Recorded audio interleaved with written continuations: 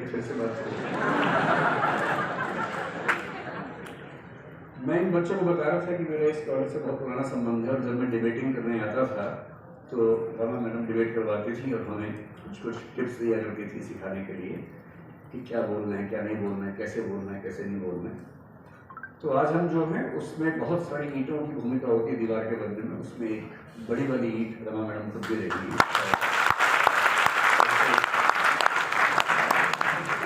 2 साल पहले एक नाटक इसी सभागार में हमारे स्टूडेंट्स ने किया था, मैं उसमें आया था, मैडम के तत्वाधान में हुआ था। तो मेरा आखिरी सेशन था हंसराज कॉलेज में, उसके पहले मैं कम से कम 5 साल बाहर आ चुका हूँ। और अब मैंने बताया कि ये आखिरी सेशन इस सभागार में है क्योंकि अभी शायद रिनोवेशन में जाने वाला है। उसके बाद जब मैं आऊँगा अगली बार तो अगर बुलाया जाएगा तो एक बहुत बढ़िया सभागार यहाँ पर होगा, तो उसको देखने का अपना सुख होगा। मैं शुरू करता हूँ आज की बात। हमने ये भी कहा कि हमारा देश सभी धर्मों का सम्मान करेगा, सेकुलर होगा, धर्मनिरपेक्ष होगा, सब धर्म समभाव के सिद्धांत पर चलेगा। हमने डीपीएसपी में ये भी लिखा कि हमारा देश समाजवाद के रास्ते पर चलेगा और हम वेलफेयर स्टेट के रास्ते पर बढ़ेंगे, कल्याणकारी राज्य के रास्ते पर बढ़ेंगे। ब्रिटिश शासन के दौरान ब्यूरोक्रेसी का सेटअप हमारे देश में बनने लगा था, एग्जाम भी होने लगा था। एग्जाम के लिए 21 साल से कम उम्र में इंग्लैंड जाकर परीक्षा देकर पास होना होता था, जो भारत के आम आदमी के लिए असंभव था। लेकिन तब भी कुछ लोग गए, आईएएस बने, लौट के आए, आईसीएस उसमें लोग थे। पर ब्रिटिश नौकरशाही का पर्पस क्या था? उनका पर्पस ये था कि हमें ऐसे लोग चाहिए जो भारत के संसाधनों को लूटने खसोटने में हमारी मदद करें। यहाँ के संसाधन लूटें, इंग्लैंड लेके जाएं और उसके लिए जो सबसे योग्य लोग हैं वो यहाँ के कलेक्टर बनेंगे, आईसीएस बनेंगे। वो लाट साहब थे, वो सिविल सेवक नहीं थे, वो समाज सेवक नहीं थे। और लाट साहब होने का मतलब है कि मैं समाज से ऊपर हूँ, मैं एक अफसर हूँ, और तुम क्या मेरे सामने, तुम तो बहुत छोटे हो। उनका उद्देश्य एक्सप्लॉइट करना था, समाज को परेशान करना था, समाज से संसाधन छीनना था। और इसलिए जब आप देखेंगे कि प्राचीन राजतंत्रों में या ब्रिटिश शासन के दौरान जब ब्यूरोक्रेसी के दृष्टांत मिलते हैं, उदाहरण मिलते हैं, तो उससे भी घबराहट होती है।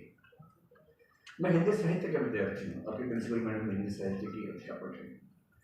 हिंदी साहित्य जब हम पढ़ते हैं तो उसमें हमें कवियों की कविताओं में ऐसे दृष्टांत मिलते हैं जिससे पता लगता है कि ब्यूरोक्रेसी कैसे काम करती थी उस वक्त में।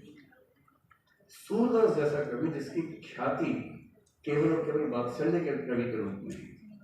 दुनिया कहती है कि सूरदास का मतलब है वात्सल्य का कवि, प्रेम का कवि, भक्ति का कवि। और वो कवि अपने समय की ब्यूरोक्रेसी पर कितने कमेंट्स कर रहा था, इस पर मतलब बहुत कम होती जाती है। सूरदास एक गरीब आदमी थे, माना जाता है कि वो अंधे भी थे, ब्लाइंड भी थे, देख नहीं सकते थे, दृष्टिहीन थे। दिल्ली से थोड़ा बढ़ेंगे अगर आप, फरीदाबाद के आगे बल्लभगढ़ के पास एक जगह है सीही नाम की, वहां रहते थे।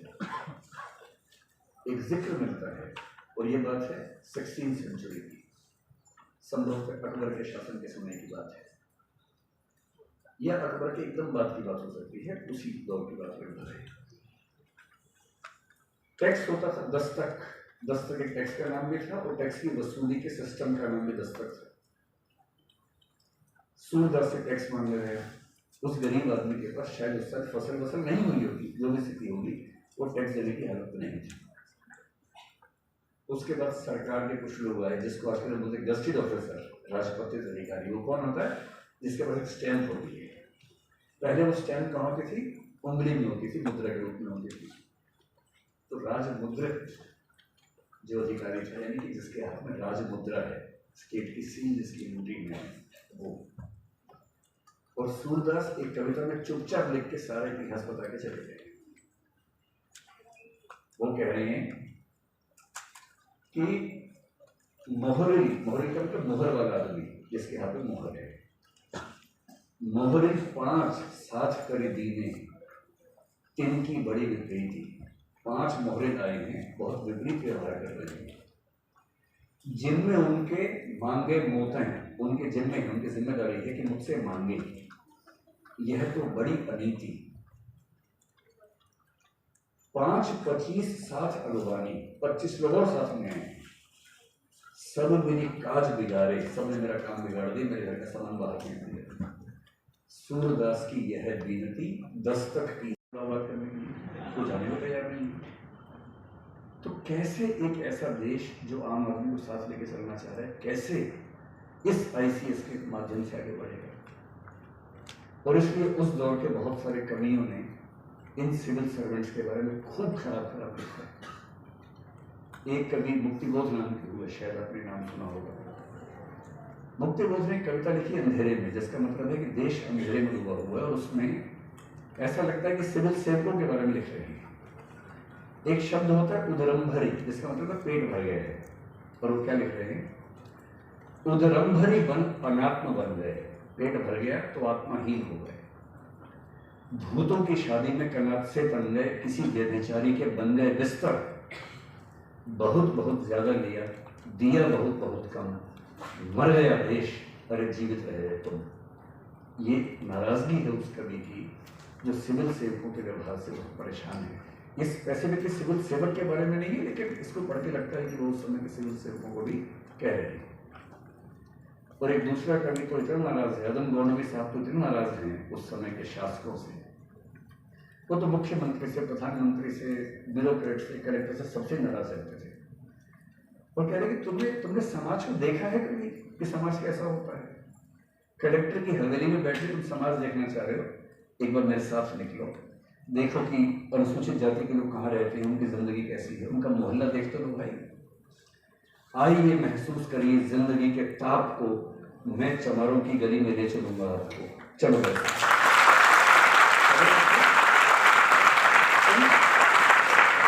राजसभा बने बने महल में बैठे बैठे शासन चलाओगे, आम आदमी का घर भी नहीं देखोगे, मोहल्ला भी नहीं देखोगे, और कहोगे कि सारे जहां से अच्छा हिंदुस्तान होता है। अरे भाई कुछ काम तो करो, आम आदमी से मिल तो लो, देख तो लो।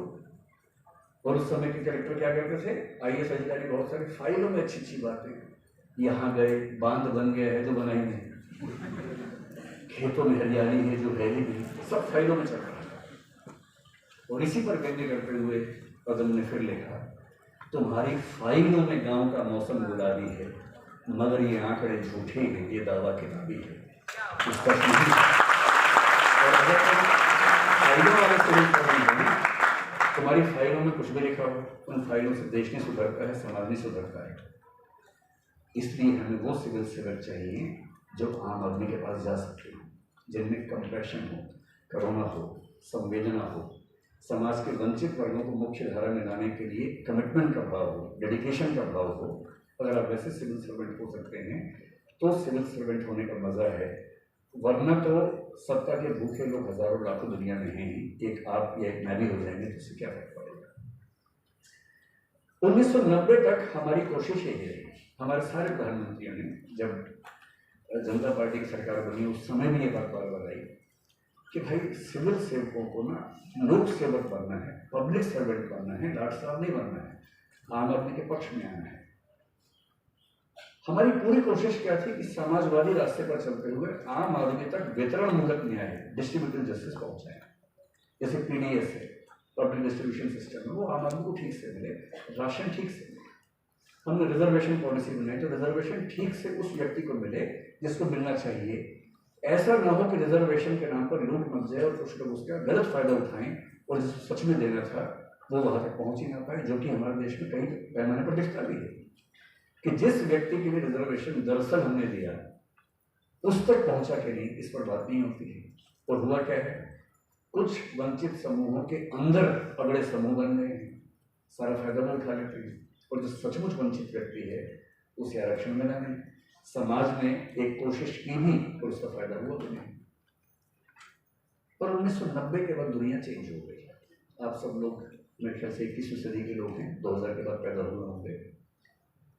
1990 में आकर एक बड़ा परिवर्तन आया जहां से सिविल सर्विसेज की भूमिका में भी बदलाव दिखना शुरू हुआ। अभी तक हमारी अपेक्षा सिर्फ इतनी थी, कलेक्टर कैसा होना चाहिए। मैं कलेक्टर कह रहा हूँ, लेकिन इसका मतलब आईएएस भी होता है, आईपीएस भी। 10 तरह की एयरलाइंस हैं, रेट का कॉम्पिटिशन चल रहा है, आपने अपनी सुविधा से रेट चुना और फिर वहाँ जाने के बाद आपने कहा थोड़ा ज़्यादा स्पेस वाली सीट चाहिए, 500 रुपये की आगे जाके बैठ गए, सब सुविधाएं हैं। और जहाँ किसी ने गलत किया, ट्वीट किया कि मैं इस एयरप्लेन से आया, इसमें सब गलत बर्ताव किया गया, उसके मालिक घुटनों के बल पे आगे आपसे माफी मांगी ट्विटर पे ही। कितनी धौंस है हम लोग किया थे, ये किसी जमाने में नहीं थी। आज से 25-30 साल पहले जब राज्य का एकाधिकार था सेवाओं पर, ऐसी धौंस किसी की नहीं थी, बड़ी हालत खराब होती थी।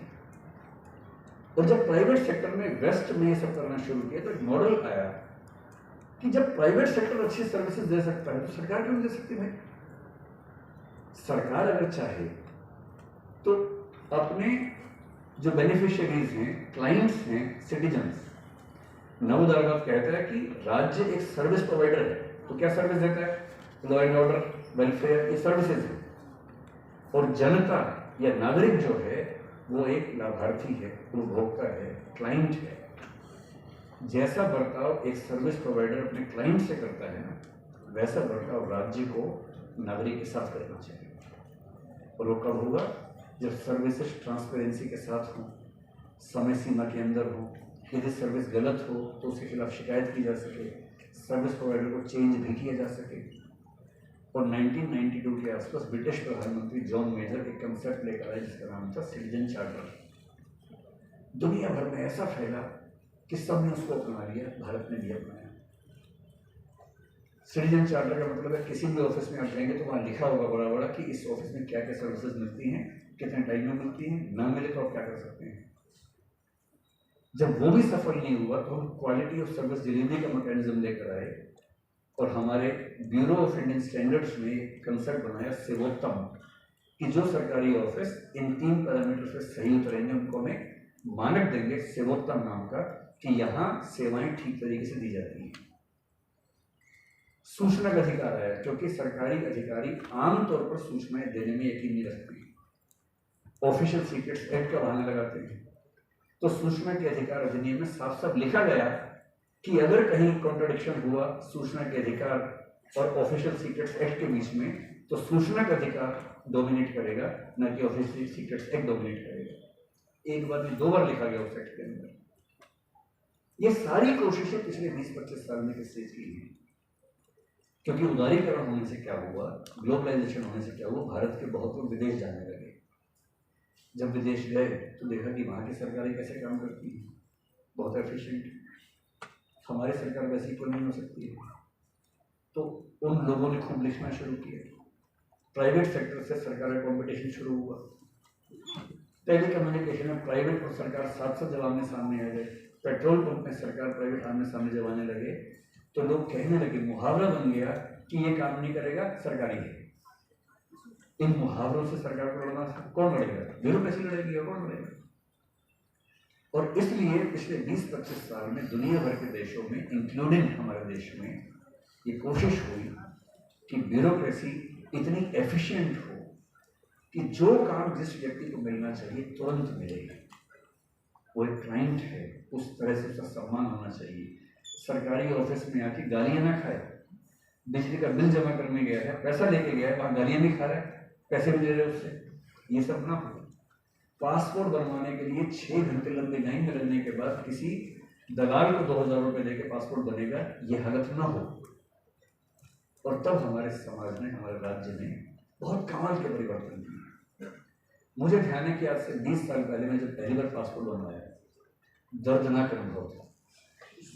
पासपोर्ट बनवाने के दौरान मुझे लगा कि विदेश जाने का विचार ही छोड़ देता हूँ, इतना खतरनाक एक्सपीरियंस। लेकिन जब 10 साल पहले मैं उसको रिन्यू करवाने गया, इस बीच में काफ़ी चेंजेस हुआ था। पता लगा कि PS के नाम की जगह वहाँ जाना है, पासपोर्ट सेवा केंद्र जाना है। तो मैं वहाँ गया, ऑनलाइन बुकिंग हुई, बड़ी खुशी हुई कि ऑनलाइन बुकिंग भी होती है इसकी, टाइम स्लॉट मिल गया, क्या डॉक्यूमेंट्स लेके जाना है सब कुछ हो गया, फॉर्म सबमिट हो चुका है। तो मैं वहाँ गया, ITO के पास PSK में गया, तो एक आदमी बाहर बैठा था, मैंने कहा PSK में जाना, बोले हाँ यहाँ से अंदर जाइए। मैं अंदर गया, मैंने माहौल देखा, बाहर वापस आ गया।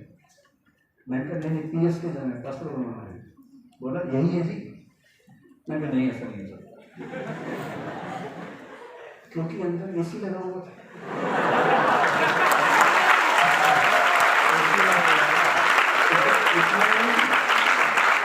इतना नहीं, वहाँ कुछ लोग अच्छे तरीके से बात कर रहे थे। मैं करना ही नहीं हो सकता।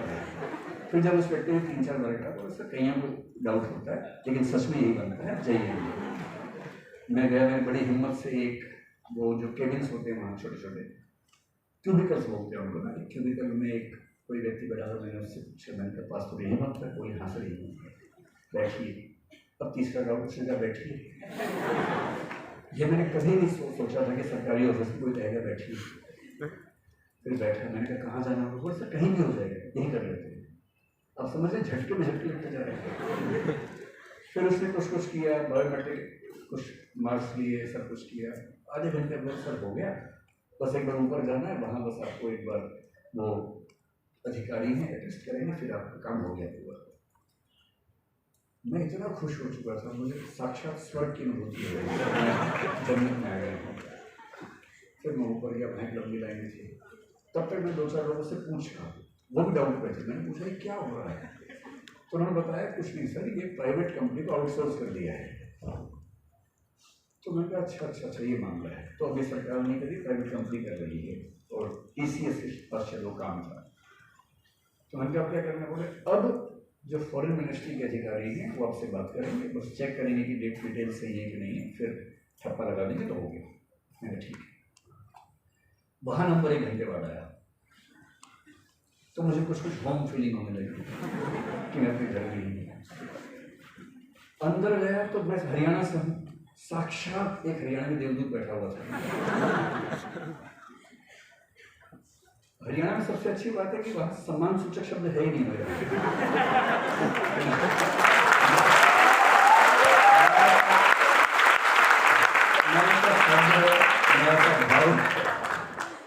तो वहाँ में गया, मैं तो नीचे मेरे भाव में था कि बहुत सम्मान से बात होने लगी।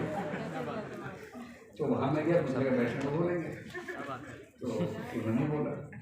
उनका पहला सवाल था क्यों जाना बाहर, तो बाहर क्यों जाना चाहते हो? मैंने कहा घूमने के लिए जाना है। तो 2-3 बार ऐसी बात बोल के फोटो मिले अच्छे से, तू ही है ना, तू ही है ना। मैंने बोला ठीक है जा, छापा लगाया जा। तो मुझे भरोसा हुआ कि नहीं, मैं अपने देश में ही हूँ और वो संक्रमण चल रहा है। एक दिन में थोड़ा चेंज होता है, चेंज धीरे धीरे होता है, एक दिन में कहाँ चेंज होता है, समय से चेंज होने में।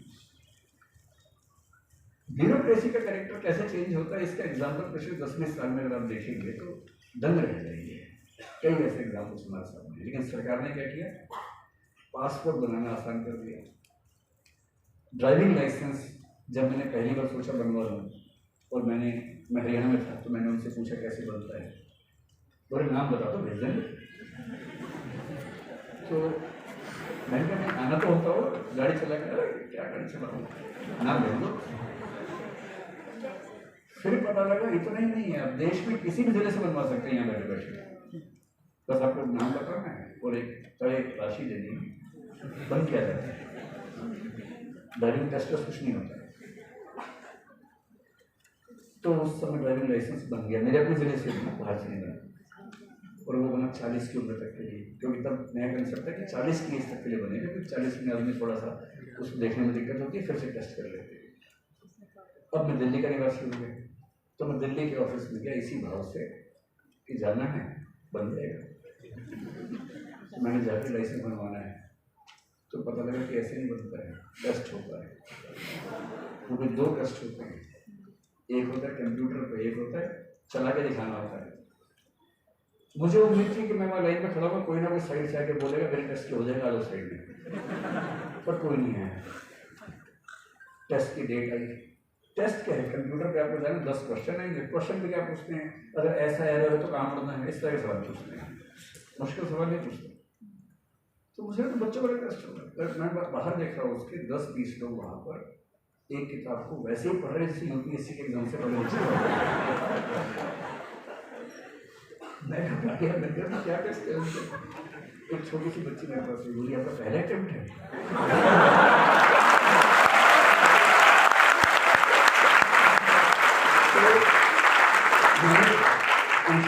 इसमें भी अटेम्प्ट होते हैं? बोली हाँ मेरी मम्मी का 7वां है। और एक महिला थोड़ी दूर धार्मिक भाव से किताब पढ़ रही है, और साथ में वो धार्मिक कुछ करके ऐसे कर रही है कि हे भगवान इस पर करवा देने का। तो मुझे घबराहट हुई, क्या टेस्ट होता होगा। तो अंदर गए, अलग अलग कंप्यूटर है, मैं देख रहा था कहाँ खेल हो सकता है। कमरे में CCTV लगा हुआ है, तो वहाँ भी खेल नहीं हो सकता। हर कंप्यूटर के सामने कैमरा लगा हुआ है, आप जैसे कंप्यूटर पे जाएंगे सबसे पहले आपकी फोटो आपको दिखाएगी इस पर, तो तय होंगे कि आप बैठे हुए हैं। फिर क्वेश्चन आएंगे, 6 क्वेश्चन ठीक करने हैं लगभग 10 में से। जैसे 6 ठीक होंगे टेस्ट बंद हो जाता है, उसमें टॉप नहीं करना होता। मतलब अगर पहले 6 ठीक होंगे 7 आएंगे, बोले करोगे आप जाओ। तो मेरा शायद 7वें 8वें में 6 हो गए, तो इसमें आ गया कि आपका हो गया जाओ। तो आसपास लोगों ने इस भाव से देखा क्या बात है।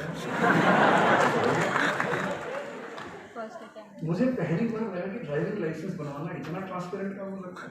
फिर बाहर गया, मैंने कहा क्या करना है, खोले वापस ड्राइविंग टेस्ट होगा। 2-3 दिन के बाद बोला कि एक बाइक और एक कार लेके आ जाना। तो फिर मैं पहुंचा उस दिन बाइक और कार लेके, मतलब अकेले कैसे लेके जाऊँगा, 2 लोग साथ में थे। तो बोले कार चला के दिखाओ, तो कार चला के दिखाई तो कार पास हो गया। सब वहाँ कैमरा लगा हुआ है, पूरी रिकॉर्डिंग हो रही है, वो रिकॉर्डिंग मेरे अकाउंट में अटैच होने वाली है, ताकि बाद में जब सवाल उठे तो रिकॉर्डिंग दिखाई जा सके कि ये इस व्यक्ति की ड्राइविंग की रिकॉर्डिंग है पूरी की पूरी। ट्रांसपेरेंसी कैसे आती है प्रशासन में, तकनीक से। फिर बोले बाइक से जाओ, तो बाइक से गया, आगे से मुड़ के आया तो जंगल जैसी जगह थी, आया वापस तो बोले आप फेल हो। तो जबकि मैं गिरा भी नहीं था, बाइक से मैं आराम से आया था, बाइक का मेरा अच्छा खासा अनुभव था। तो मैंने पूछा कि क्यों फेल हो गए, बोले अपने इंडिकेटर नहीं दिया। जंगल के अंदर घूम के आना था ऐसे। मैं क्या इंडिकेटर किसको देता हूँ? बोले ये सब नहीं पता हमें। तो फिर 1 महीने बाद फिर गया मैं, फिर बाइक चलाई। इस बार मैंने इंडिकेटर सेट किया, अच्छे से दिया सब कुछ। मक्खी भी मैंने इंडिकेटर दे दिया उसको, तुम टेंशन मत लेना। और फिर ड्राइविंग लाइसेंस मिला। मुझे बड़ी खुशी हुई कि कम से कम सड़क पर बाकी लोग भी इस परीक्षा से गुजर के आ रहे होंगे, वरना सड़क पर हमेशा ही खतरा होता है कि 100 में से 90 का लाइसेंस घर पे आया होगा, और यही प्रैक्टिस कर रहे हैं हमारे आसपास। और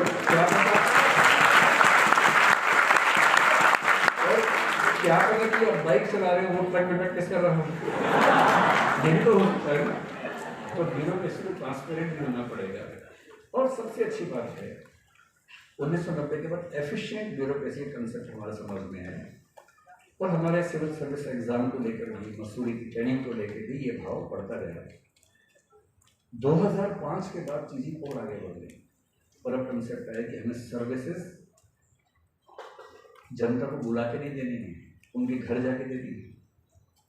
फ्री सर्विस डिलीवरी मैकेनिज्म। अगर अमेजोन आपके घर पे सामान भेज सकता है तो भारत सरकार भी नहीं भेज सकती। आपका पासपोर्ट बनाने की पूरी प्रक्रिया आपके घर पे क्यों नहीं हो सकती? कुछ लोग आपके घर पे आके आपका अटेस्टेशन करके साइन करके क्यों नहीं जा सकते, और पासपोर्ट बन के आपके घर पे क्यों नहीं आ सकता, अगर आप उसकी फीस पे करने को तैयार है तो। और जब सर्विस डिलीवरी मैकेनिज्म की बात आई तो राज्य से अपेक्षा हुई कि अब सरकारी नौकरी का मतलब लाट साहब पूरी खत्म हो चुकी है। अब आपको एक एक व्यक्ति को दिखाना है कि हम कैसे बेस्ट सर्विसेज आपको प्रोवाइड कर सकते हैं। पिछले 5-7 साल में जब आपने एक्सपीरियंस देखे, और इसमें मुख्य भूमिका किसकी, तकनीक की भूमिका है। और इसलिए मैं कहता हूँ कि आजकल जो ब्यूरोक्रेट्स चाहिए, अगर आप लोग जाना चाह रहे हैं, सबसे पहली शर्त एक कायदे का लोक सेवक होने की अब ये है कि आप तकनीक के साथ दोस्त हों, तकनीक के दुश्मन ना हो, तकनीक से दूर ना भटकें। और तकनीक हमारी जिंदगी कितनी आसान करती है, इसके एग्जाम्पल सामने आसपास देखे होंगे आपने। यूपीएससी में रिजल्ट आज से 20 साल पहले जब आता था, हजारों लोग यूपीएससी की बात खड़े होते थे, दंगा हो जाता था उससे, दीवार पर चिपका हुआ देखने में दंगा हो जाता था, लोग फाड़ लेते थे उसको, और एक के पीछे दौड़ रहे हैं, भाग गया।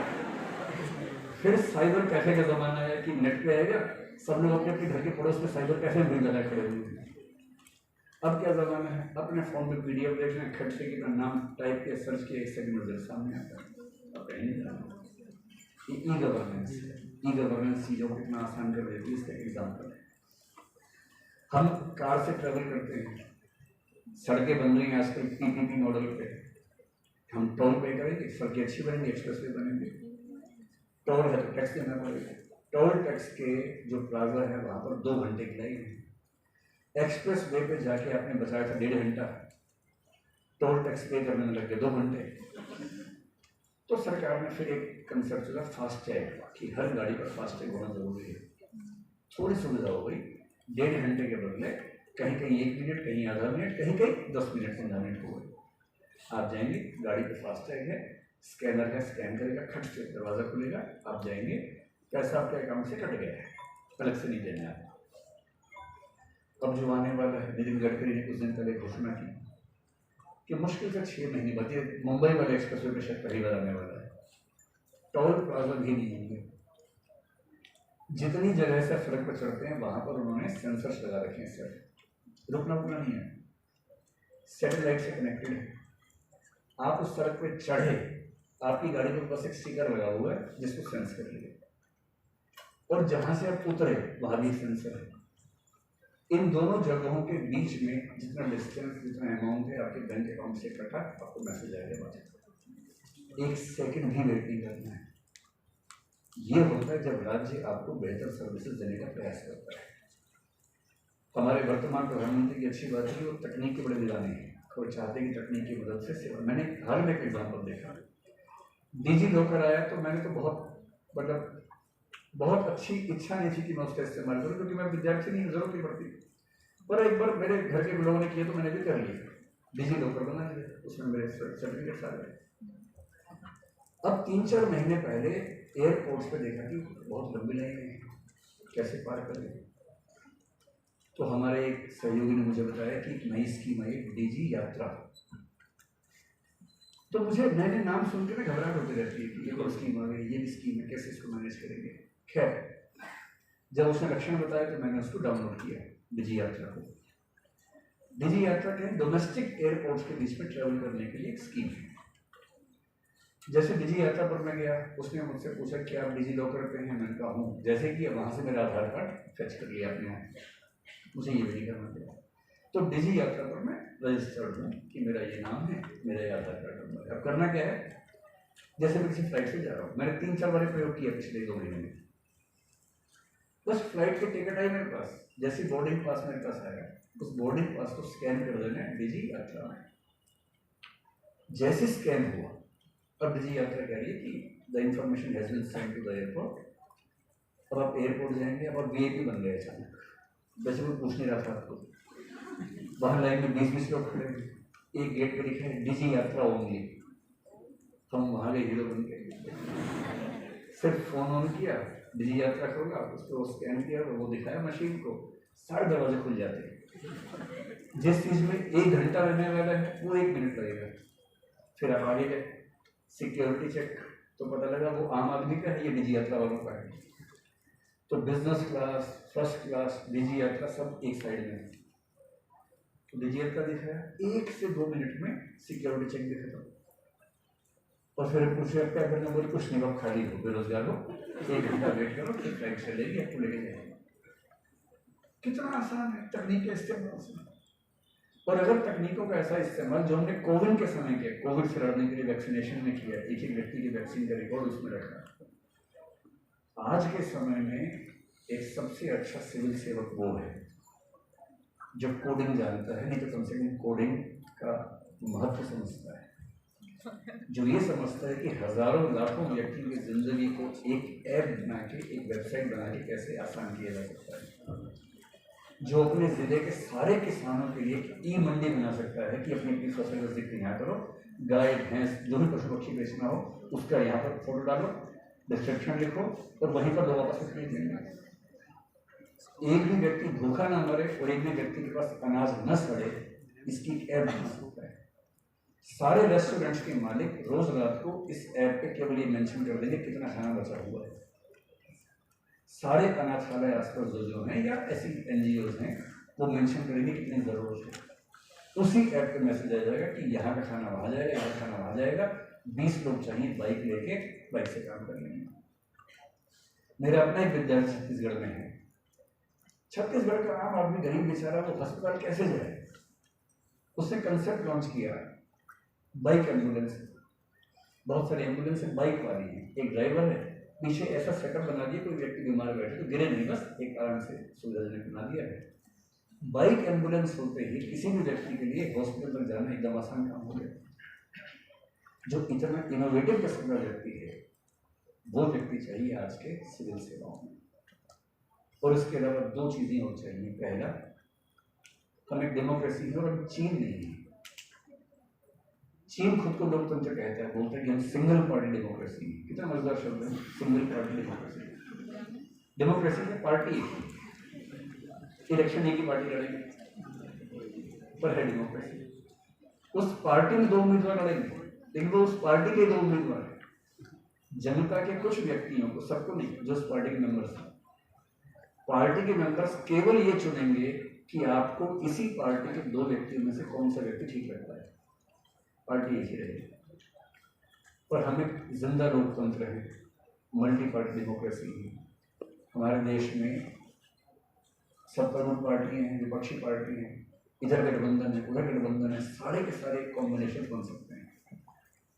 जब सिविल सेवाओं में जाएंगे, ध्यान रखिएगा, बहुत आसान होता है किसी पार्टी के साथ एसोसिएट हो जाना, लालच भी होता है। सत्तारूढ़ दल के मंत्री सांसद से कहेंगे कि जुड़ जाइए, बहुत फायदे में रहेंगे, ये पोस्टिंग करवा देंगे, वो पोस्टिंग करवा देंगे, करवा भी देते हैं, बड़ा मजा आता है। अच्छे अच्छे जिले मिलते जा रहे हैं, आपकी बात सुनी जाती है, सब मंत्री सुनते हैं बात, मजा आता है। और जिस दिन सरकार चेंज होती है, सारा हिसाब बराबर हो जाता है। इसलिए हमारे civil service code of conduct में कहते हैं कि नॉन पार्टिजनशिप, किसी भी राजनीतिक दल से तटस्थ रहते हुए सिविल सेवक होना जरूरी है। Objective thinking, objectivity, neutrality, impartiality, निष्पक्ष रहते हुए, तटस्थ रहते हुए, वस्तुनिष्ठ रहते हुए चीजों का अध्ययन करना, समझना, ये जरूरी पक्ष है। तो यदि आपके अंदर ये सारी क्वालिटीज हैं और आप सेवा भावना से भरे हुए हैं, मैं सीधी सी बात कह रहा हूँ, दबाव इतना ज्यादा है आजकल है, पहले तो लाट साहबों पर दबाव नहीं था ना। आप सोचिए 50 साल पहले लाट साहब कलेक्टर साहब हैं जिले में, अगर किसी से अन्याय हुआ तो वो क्या कर लेगा बेचारा, किसी को बता भी नहीं सकता। एक ही तरीका है कि किसी पत्रकार के पास जाए कि भैया अखबार में छापो मेरे साथ ये हुआ, या टीवी के पास जाए, नई दिल्ली में संसद मार्ग के पास जाए, प्रसार भारती में, आकाशवाणी में कि मेरे साथ अन्याय हुआ, कौन सुनेगा उसकी बात? है लाखों लोग देश में, और इसमें लाट साहब को दिक्कत नहीं थी। अखबार में 3-4 पत्रकार हैं उस जिले के, वो सारे शाम को लाट साहब खाना खाते महीने में एक बार, उनकी हिम्मत नहीं लिख सके उनके खिलाफ। अब क्या स्थिति है? एक प्रशासक आपसे गलत बर्ताव करके देखे, आपने कोविड में देखा कई बार ऐसा हुआ, एक सिविल सेवक ने एक शादी में जाके उसको रोका, लेकिन उसकी भाषा थोड़ी सी अखरने वाली थी। एक सिविल सेवक जो कि बहुत अच्छा, मैं जानता हूँ उसके पर्सनली, जो आमतौर पर बहुत ही अच्छा व्यक्ति है, एक खास मोमेंट में उसे बहुत गुस्सा आ गया, उसने कुछ बोल दिया। हर व्यक्ति पत्रकार इस समय है, सबके हाथ में फोन है, एक एक क्षण आपकी रिकॉर्डिंग हो रही है या हो सकती है। प्राइवेसी एक अतीत की धारणा थी जो किसी जमाने में एग्जिस्ट करती थी, तब प्राइवेसी आपके बंद कमरे में भी है या नहीं, शक की बात है, क्योंकि वहां भी छिपा हुआ फोन हो सकता है, किसी को नहीं पता। राइट टू प्राइवेसी ठीक है, संविधान के तहत हमने दे दिया है, लेकिन दरअसल प्राइवेसी, और कैमरा नंबर छोड़िए, किसी की गूगल हिस्ट्री खुल जाए ना, भविष्य में इतिहास वहीं से लिखे जाएंगे, वही अभिलेख बनेंगे भविष्य में कि इस व्यक्ति गूगल हिस्ट्री चेक करने पर पता चला इसका वास्तविक चरित्र क्या है। और गूगल और व्हाट्सएप आप सब जानते हैं, आप कितना भी डिलीट फॉर ऑल कर लीजिए, वहां से डिलीट नहीं होता है, उनके सर्वर पर रहता है। तो प्राइवेसी एक चिड़िया थी, एक जमाने में रहती थी, अब वो चिड़िया एग्जिस्ट नहीं करती है। हम एक ऐसे समाज में हैं जहां पब्लिक प्रोफाइल के व्यक्ति की हर चीज पब्लिक है, और आप कुछ भी करेंगे सिविल सेवक होके, कोई ना कोई कहीं ना कहीं से रिकॉर्डिंग कर रहा होगा। आपको अपनी भाषा बहुत संयत रखनी होगी। अगर आपने अपने बायसेस को, अपनी भेदभाव वाली मानसिकता को कहीं भी दिखा दिया, अगर आप किसी धर्म विशेष के प्रति ज्यादा जुड़े हुए हैं, जाति विशेष से जुड़े हुए हैं, और आपकी किसी एक वाक्य में भी वो बात कहीं आ गई सामने, कोई रिकॉर्ड करेगा, किसी दूसरे नाम के अकाउंट से ट्वीट करेगा, और यदि इसको डर है तो वो अपने किसी विदेशी दोस्त को भेजेगा वीडियो, विदेशी दोस्त विदेश से ट्वीट करेगा उसको, अब कर लीजिए क्या करेंगे उसके बाद। और 3 घंटे बाद आप ट्विटर में ट्रेंडिंग 1 पे चल रहे हैं, मशहूर हुए लेकिन उस तरह से नहीं हुए जैसा आप चाह रहे थे। और वीडियो क्लिप में आप ये भी नहीं कह सकते कि नहीं तोड़ा मोड़ा गया है, साफ साफ दिख रहा है। सिविल सेवक बनना है तो वाक संयम बहुत खतरनाक स्तर पे होना चाहिए। कब बोलना है, क्या बोलना है, आपकी एक एक बात संविधान के मूल्यों से प्रेरित हो, संविधान के मूल्यों के खिलाफ कुछ भी ना हो। किसी पार्टी, किसी धर्म, किसी जाति की पक्षधरता नहीं करनी सिविल सेवकों के लिए। कहते हैं ना कि आप नेता किसी समुदाय के हो सकते हैं, पर जब प्रधानमंत्री या मुख्यमंत्री बनते हैं या डीएम बनते हैं, पूरे समाज के बनते हैं, पूरे समाज की जिम्मेदारी होती है। और सबसे बड़ी बात, अगर ये क्षमता है कि एक एक व्यक्ति के पास जाके न्याय दे सकें, महलों से निकलकर जंगलों में, बस्तियों में, गरीबों की झुग्गियों में जा सके, वहाँ उनका काम कर सके। रामचरितमानस के अरण्य कांड में बड़ा अच्छा वाक्य आता है। राम कह रहे हैं, मुझे लगता है वेलफेयर स्टेट की धारणा यहाँ से जुड़ती है। पब्लिक सर्विस डिलीवरी मैकेनिज्म देखिए क्या है। कुछ मुनियों को परेशानी थी, उन्होंने मुनियों की परेशानी दूर कर दी है। और फिर किसी मुनि ने बताया क्या क्या दिक्कतें होती, तब राम ने क्या किया, निशिचरहीन करो मही, इस पृथ्वी को राक्षसों से हीन कर दूंगा।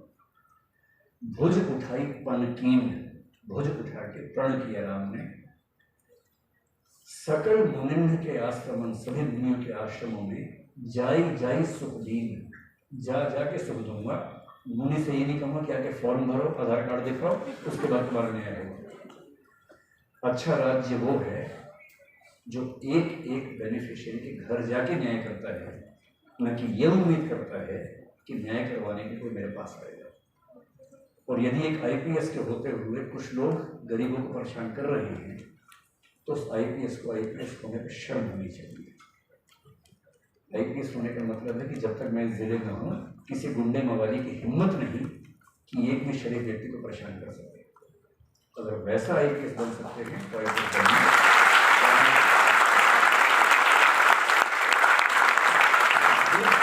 अगर आईपीएस बन के शाम को लॉन टेनिस ही खेलना है, बैडमिंटन ही खेलना है और जिमखाना क्लब ही जाना है, तो फिर आईपीएस मत बनिए, कुछ और सर्विस कर लीजिए। क्योंकि आईपीएस आपके बनने से पूरे जिले को सुरक्षा महसूस होनी चाहिए। बहुत लंबी बात हो गई, पूरी बात को समाप्त करता हूँ 4-5 वाक्यों में। अगर आप सिविल सेवा में जाना चाहते हैं, अपने अंदर 4-5 चीज़ें देख लीजिए हैं, या पढ़ने में अच्छे होंगे तो ही जाएंगे, वो तो है ही, उसकी बात नहीं कर रहा हूँ, वो तो होना ही चाहिए। सबसे पहली चीज़ ये है कि आप कंपैशनेट हों, करुणा से भरे हों, सहिष्णु हों, टॉलरेंट हों। आपके अंदर वंचित वर्गों को देखकर संवेदना का भाव आता हो, आप उनकी सहायता करना चाहते हैं, आप उनको मुख्य धारा में लाना चाहते हैं, सोशल जस्टिस के विचार से आपकी सहमति बनती हो, तो आप अच्छे सिविल सेवक बन पाएंगे। ये पहली बात है। अगर आप तकनीक के मित्र हैं, तो आज के ज़माने में अच्छा सिविल सेवक बनने की संभावना बहुत प्रबल हो जाती है, क्योंकि एक तकनीक वो हज़ारों काम कर देगी जो लोग नहीं कर पाते। आप चैट जीपीटी की मदद से कितनी सारी फाइलों में नोटिंग ड्राफ्टिंग का काम कर लेंगे भविष्य में, जो करने के लिए हज़ारों व्यक्ति चाहिए। अनुवाद का सारा काम आजकल ऑनलाइन हो जाता है हमारे पास। वो सारे काम जो मनुष्य करता है कम समय, मतलब ज़्यादा समय लेता है, क्वालिटी में भी कमी होती है, ऐसी बहुत सारी चीज़ तकनीक से हो जाती है, बशर्ते आप तकनीक को लेकर सहज हो और आप प्रशासन में उसका अच्छा उपयोग कर सकते हो। दूसरी चीज़ ये है। तीसरा, सिविल सेवक बनना मौज का मामला नहीं है, मजाक नहीं है। एक अच्छे सिविल सेवक को 40 की उम्र तक आमतौर पर बीपी और शुगर हो जाता है, अगर वो अच्छा सिविल सेवक है और उसके अंदर इमोशनल इंटेलिजेंस बहुत ज़्यादा नहीं है। इतना स्ट्रेस झेलना पड़ता है, इतने तरह के दबाव